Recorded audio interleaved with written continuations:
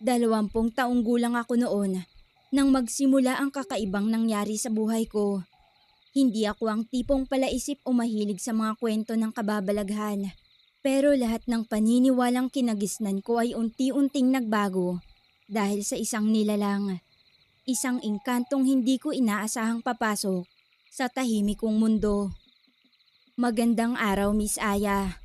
Ako si Maika, panganay sa 3 magkakapatid. Sa isang maliit na baryo kami nakatira sa lugar ng Agusan del Sur. Puro taniman ang paligid namin. Mais, kamote, saging at iba't iba pa. May ilog sa silangang bahagi at gubat naman sa kanluran. Ang bahay namin ay pawid ang bubong at kahoy ang dingding. Nakatayo pa sa gilid ng pilapil, malapit sa palayan. Miss Aya, tahimik ang pamumuhay namin. Maagang gumigising, nagbubukid, nagluluto ng sinaing sa kalan at diretso na sa mga pang-araw-araw na gawain. Wala pang kuryente noon sa buong baryo namin, kaya ang ilaw tuwing gabi, lampara lang. Madalas naming naririnig ang huni ng tuko, ang iyak ng uwak, at ang hangin na bumabangga sa dahon ng kawayan. Kapag ganitong tahimik, saka mo lang mararamdaman na may mga presensyang hindi mo maipaliwanag.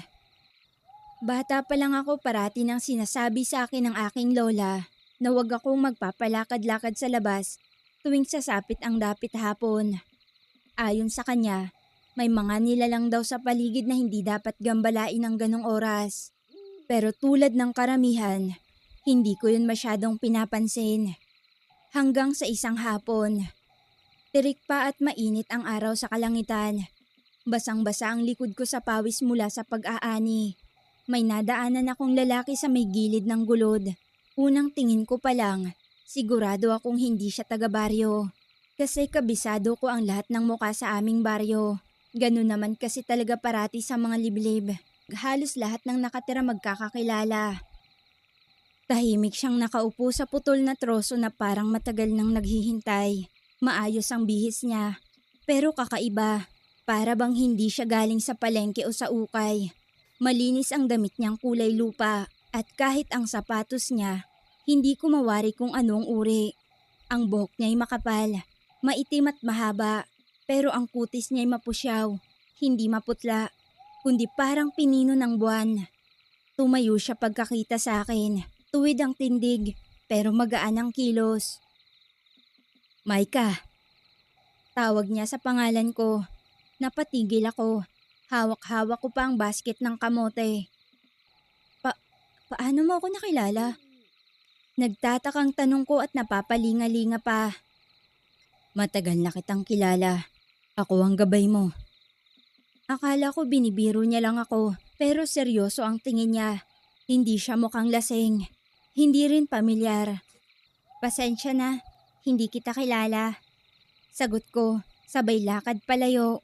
Pero bago pa man ako makalayo ng husto, nagsalita ulit siya. Hindi mo man ako kilala, pero ako ang dahilan kung bakit kaligtas sa maraming bagay na hindi mo alam.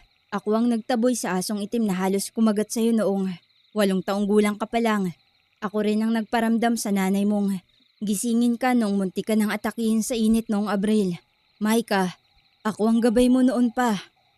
Punot noong napalingon ako sa kanya. Nanatili siyang nakatayo sa kinaroroonan niya. Hindi ko alam kung maniniwala ako, pero sa puso ko, may kakaibang pakiramdam. Parang matagal na siyang bahagi ng mundo ko, pero ngayon lang kami nagkita. Simula ng araw na yon, nagsimula ko na siyang makita kung saan-saan. Hindi sa paraang lantaran o garapalan. Palihim, parang usok sa gilid ng paningin, parang aninong mabilis na dumadaan. At minsan, nakatayo lang sa malayo, nanunood. Akala ko nung una, bunga lang ng pagod. Pero dumalas ang pagkakataong yun. Isang madaling araw, maaga akong bumangon para mag-asikaso ng agahan. Pagkalabas ko ng bahay, nadatnan ko siyang nakaupo sa may gilid ng kubo. Hawak ang isang tuyong sanga na tinatabas gamit ang maliit na kutsilyo. Nang mapansin niya ako, ngumiti siya at itinuro ang naipong mga panggatong sa tabi. Inunahan na kita para hindi ka lamigin habang naglalaga. Sabi niya, hindi ko alam kung matatakot ako o matutuwa. Pero hindi ko na siya tinanong kung paanong nakapasok siya sa bakuran namin. Tahimik ang paligid. At sa kabila ng lamig ng hangin, may init akong naramdaman sa kanyang presensya. Mabutit hindi ka nakita ni Itay. Naku, yari ka talaga kapag nagkataon. Hindi ako basta-basta nakikita ng iba, Maika. Ikaw lang. Ako? Bakit ako? Matagal ka nang may mata sa di nakikita. Dahan-dahan ka lang lumalapit sa mundo namin. Kaya ako ang isinugo para magbantay sa'yo. Pero kung ako ang tatanungin, matagal na kitang gusto. Napatingin ako sa kanya. Tahimik siyang tumingin pabalik sa akin. Tila walang kasinungalingan ang bawat salitang binitawan niya. Mula noon, hindi ko na siya tinawag ng kung ano-ano sa isip ko. May pangalan siya. At unti-unti ko ring tinatanggap na may lugar siya sa paligid ko. Ang sabi niya, Arwan ang pangalan niya. Wika raw nila yun ng mga nilalang sa ilalim ng punong ugat ng kagubatan. Hindi siya pala kwento sa pinanggalingan niya, pero mahilig siyang makialam sa mga gawain ko. Minsan, tinutulungan niya akong mag-igib, pero laging kalahating puno lang ng tapayan bago pa ako makababa sa ilog. Kapag naglalaba ako sa may sapa, lagi siyang naroroon. At laging may mga isdang lumalapit na parang sanay na sa kanya. Laging may tanong sa isip ko, pero hindi ko agad sinasabi. Hindi ko rin alam kung tama bang hinahayaan ko siya na dumala sa buhay ko. Pero ang puso ko, hindi ko maitago. Natutuwa ko kapag nandyan siya. Hanggang isang gabi, habang nakaupo kami sa likod ng bahay, pinagmamasdan ang mga alitaptap sa kadiliman. Tinanong ko siya sa wakas, "Bakit ka ba talaga nandito, Arwan?" Hindi siya sumagot agad. Pinulot niya ang isang maliit na dahong nalaglag sa kandungan ko. Saka dahan-dahang ibinalik sa hangin. "Para alagaan ka, pero hindi lang bilang tagapagbantay. Maika, sa dami ng taong dumaan sa gubat, ikaw lang ang hindi naglakad sa paraang may takot. Ikaw lang ang tumingin sa paligid at ngumiti. Kaya't kahit bawal kaming mahulog sa isang tulad mo, hindi ko napigilan." Napalunok ako. Tahimik, malamig ang gabi. Pero mainit ang pisngi ko. At doon ko unang naunawaan ang pagiging gabay niya. Hindi na lang tungkulin. May laman, may damdamin. At ako, hindi ko alam kung saan patungo ang lahat. Pero hindi ko na rin siya kayang palayuin. Sa mga sumunod na araw, mas dumalas ang pakikisalamuhan ni Arwan sa akin. Hindi na lang siya lantarang nagpapakita sa lahat. Madalas ko siyang maramdaman sa paligid, sa simoy ng hangin, sa maliliit na kilos ng kalikasan, at sa pakiramdam ng hindi pagiging mag-isa.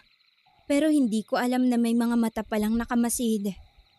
Isang umaga, habang naglalakad ako pauwi galing sa palengke, sinalubong ako ni Aling Marta, ang matandang kapitbahay naming ubod ng tsismosa, pero may malasakit din sa amin kung minsan. "Oh, Maika, ay magandang araw."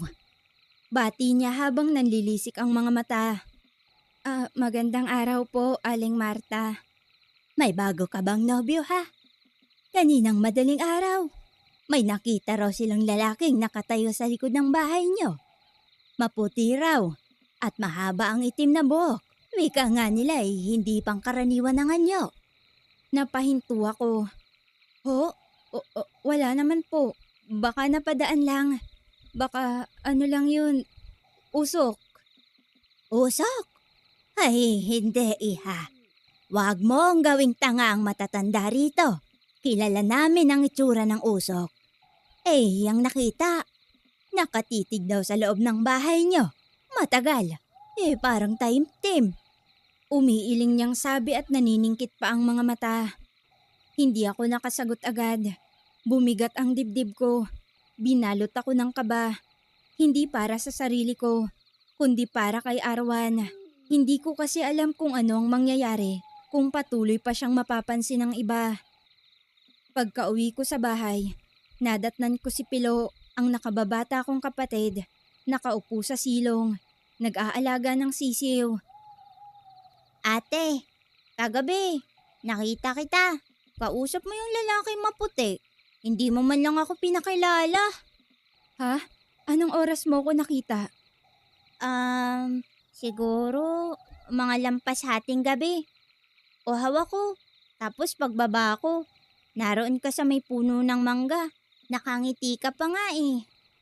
Pilo, wala kang pagsasabihang iba ha. Sa atin lang yan. Bakit naman ate? Hindi ba siya pwedeng makilala ng iba? Sekreto muna natin yan, okay? Ipapakilala kita kapag pwede na. Ayos ba? Basta wag mo sasabihin sa iba ha. Sige. Basta, ipakilala mo ako ha. Nakakaintriga kasi yung itsura niya. Parang hindi siya pangkaraniwan.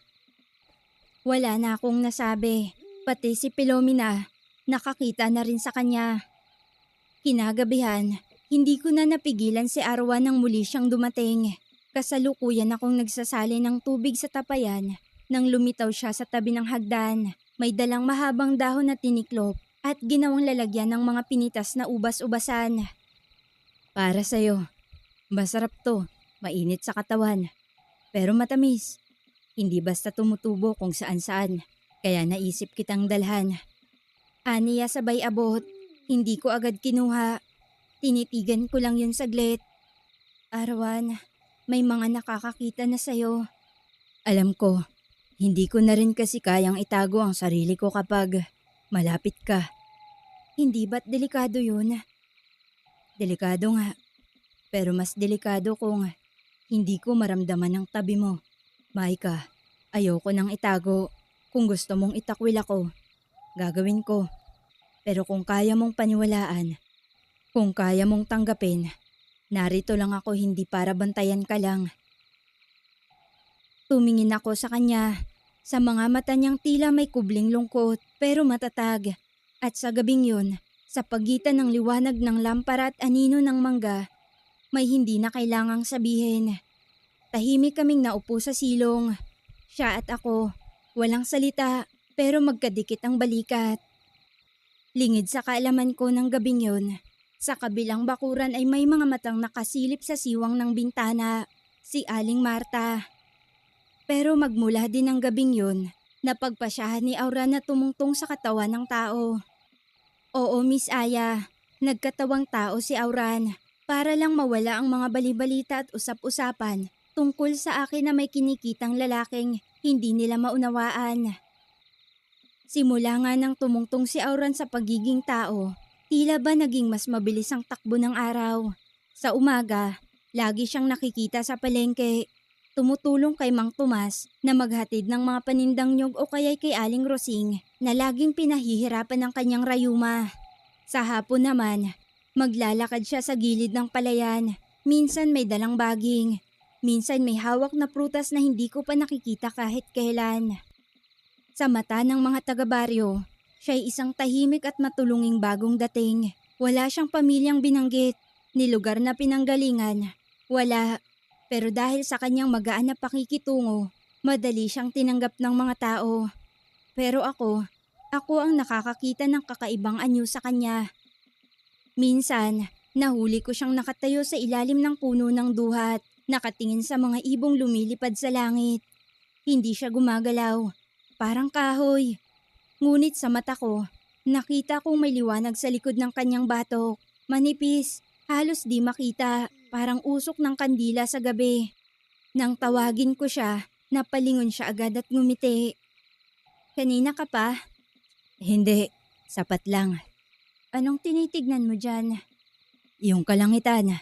Diyan kami minsan tumatawid kapag may kailangang kunin. Pero mas gusto ko ang mga mata mo. Sabi niya sabay tingin ng diretso sa mga mata ko. Napaiwas ako ng tingin. Para bang kaya niyang basahin ang iniisip ko kahit hindi ko pa sinasabi.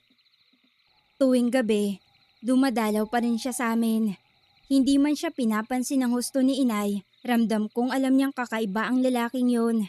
Si Pilomena naman, tila ba nadadala sa kanyang kwento tungkol sa mga puno na nakakausap, sa mga ilog na marunong mag-ingat ng lihim, sa mga ahas na hindi nangangagat kung kilala kanila. Pero sa gitna ng katahimikan, may nagsimulang magbago. Sa kabilang dulo ng baryo, nagkasakit ang anak ni Kadoming, isang batang 3 taong gulang na dati ay masigla at laging naglalaro sa putikan. Bigla na lang daw hindi gumising isang umaga. Walang lagnat, walang sugat, pero tila bang nawala ng diwa. Nakaawang ang bibig, nakatingin sa kisame, parang walang laman ang katawan. Ay, may nainis na engkanto, sabi ni Aling Marta. Baka naman napadaan sa hindi dapat daanan yan. Hinala ni Mang Kanor. Lahat ng tao sa baryo may palagay, pero walang may katiyakan. Ako lang ang hindi makatingin sa mata ng iba, kasi sa puso ko parang may koneksyon. Hindi ko maipaliwanag, pero alam kong may kinalaman ang presensya ni Auran sa kakaibang nangyayari. Isang hapon, kinausap ko siya habang nasa gilid kami ng sapa. Auran, may nangyayari sa baryo. Parang may gumagambala. Napapansin mo ba? May mga nilalang sa paligid natin, Maika, na hindi kasing bait ko. Hindi lahat ng tulad ko ay sang-ayon sa pakikihalubilo sa tao. At sa paglabas ko, parang nabuksan din ang daan para sa kanila. Ibig mong sabihin, kasalanan mo? Hindi kita kayang iwan, pero kailangan kong gawin ng tama. Kung lalapit sila, hindi para kaibiganin ng mga tao dito. Anong gagawin mo? Tinignan niya ako. Sa unang pagkakataon, wala na ang kapilyuhang laging nasa mata niya. Puro lungkot, puro pag-aalala.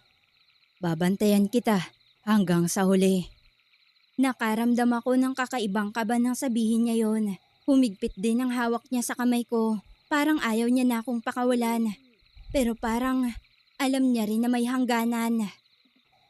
Lumipas ang ilang araw, nanatiling walang malay ang anak ni Kadomeng. Tuwing nadadaan ako sa bahay nila, naririnig ko ang dasal ni Aling Marta, ang iyak ni Aling Nena, at ang walang imik na pagtingin ng mga mata ng mga kapitbahay. Tahimik ang buong baryo, pero mabigat ang hangin. Ang mga aso, hindi na madalas tumahol. Ang mga manok, tila balisa. Minsan, napapansin kong lahat ng ibon ay lumilipad papalayo bago pa magtakip silim. May gumagalaw sa kagubatan, sabi ni Auran isang gabi habang nakaupo kami sa ilalim ng puno ng tibig. Hindi ba't ikaw din ay galing sa kagubatan? Galing ako ron, pero hindi ibig sabihin. Sang-ayon ako sa lahat ng patakaran nila. May mga batas ang mundo naming hindi pwedeng labagin. At ang pinakauna roon ay huwag magmahal ng mortal. Napatingin ako sa kanya. Hindi ko na siya tinanong kung bakit niya sinabi yon. Alam ko na ang ibig niyang iparating. Wala nang paligoy-ligoy. Alam kong lumampas na kami sa hangganan na dapat ay hindi tinatawid.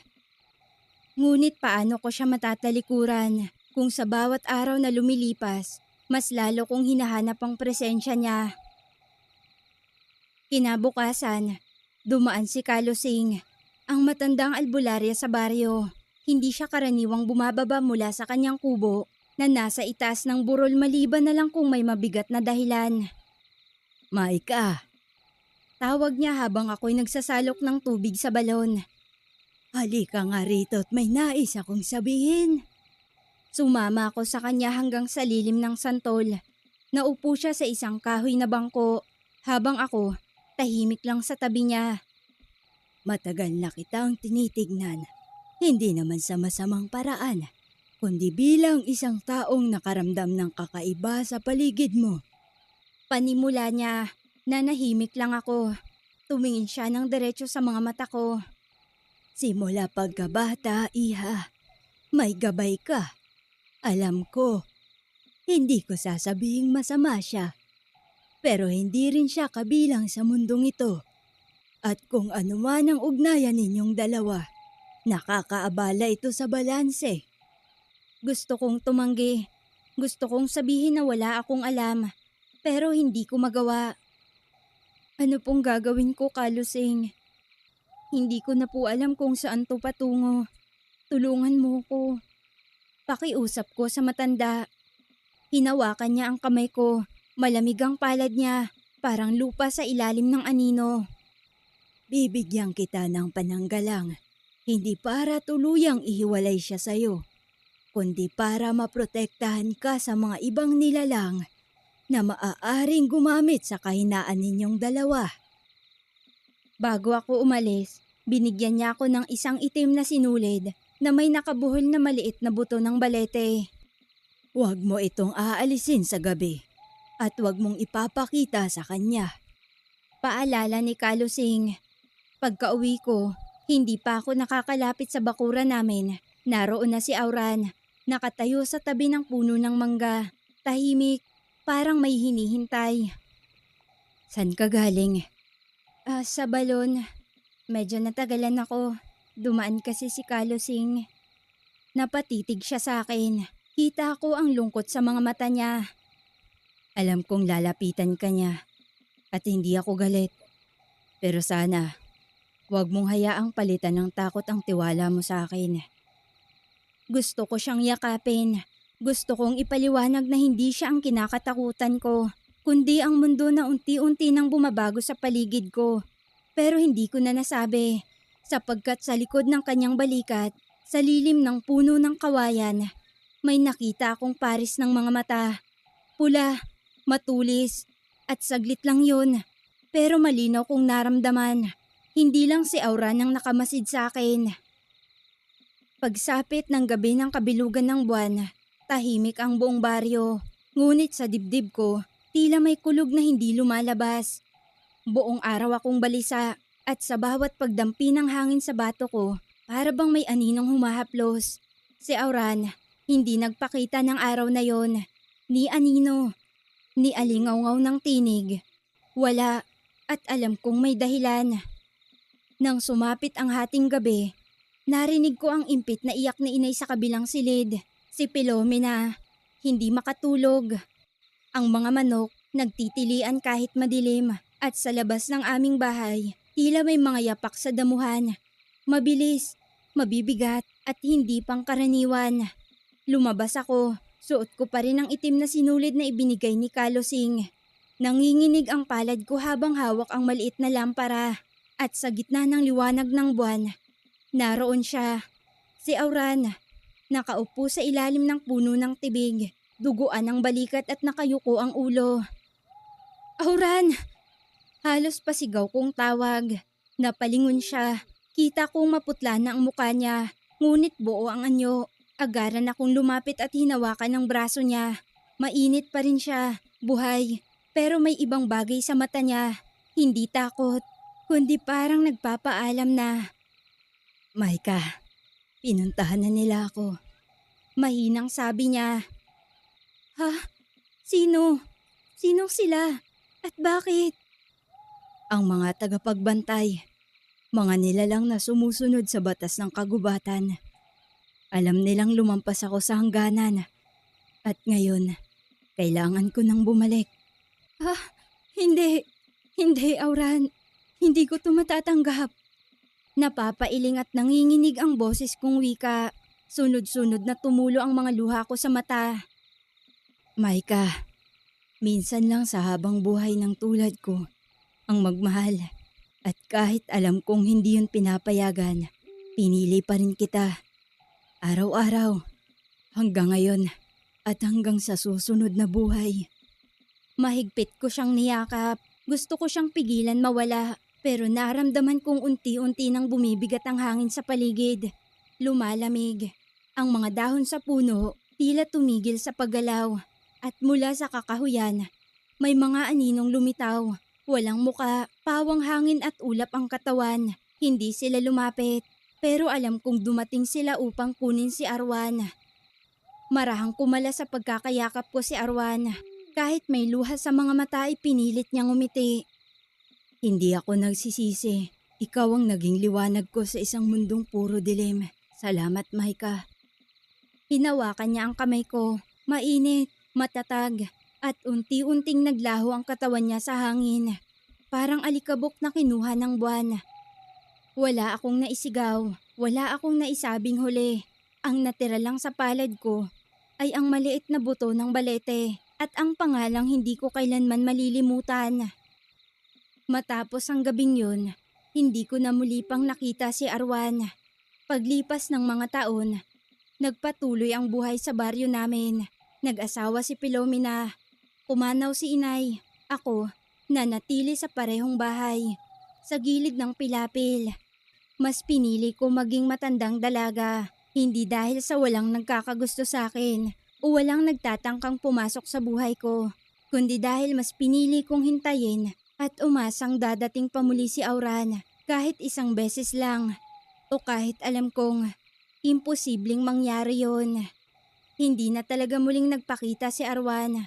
Pero sa bawat gabing tahimik, sa bawat huni ng uwak, sa bawat pagaspas ng hangin sa kawayanan, alam kong nariyan pa siya. Hindi na bilang gabay, hindi na bilang engkanto, kundi bilang alaala ng isang pag-ibig na bagaman bawal ay naging totoo. Hanggang dito na lang, Miss Aya. Maraming salamat sa mga kwentong ibinabahagi mo.